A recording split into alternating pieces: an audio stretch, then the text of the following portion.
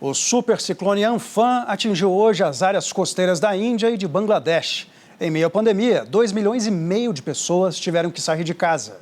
Já na Europa e no Oriente Médio, os números controlados de novos casos de Covid-19 e o calor da primavera têm estimulado a volta das atividades ao ar livre.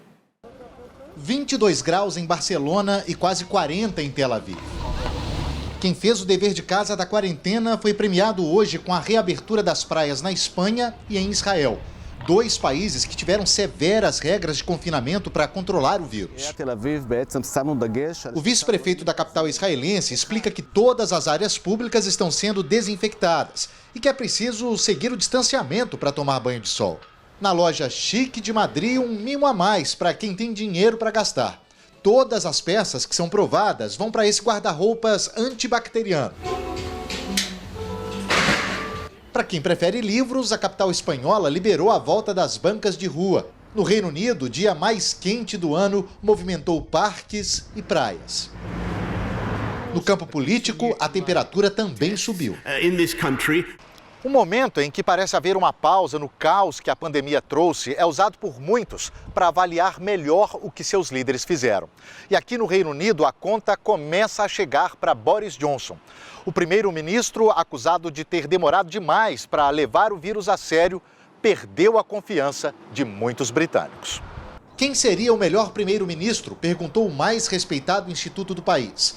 Boris Johnson tem o apoio de pouco mais de 1/3 da população. Caiu 7 pontos em relação ao último levantamento. O líder da oposição, que acabou de assumir o posto, ganhou 5 pontos na preferência popular.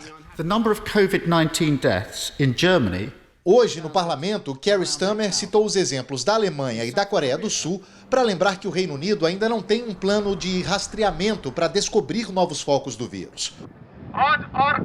Um outro mundo, para quem, além do vírus, tem um ciclone para enfrentar. A tempestade atingiu partes da Índia e de Bangladesh com ventos de quase 200 km por hora. 2,5 milhões de pessoas foram levadas para abrigos temporários. Na África do Sul, o desespero foi por fome. Milhares de moradores de um dos bairros mais pobres da capital Pretória fizeram fila para ganhar comida. Como no resto do mundo, os sul-africanos sofrem com as consequências econômicas da pandemia.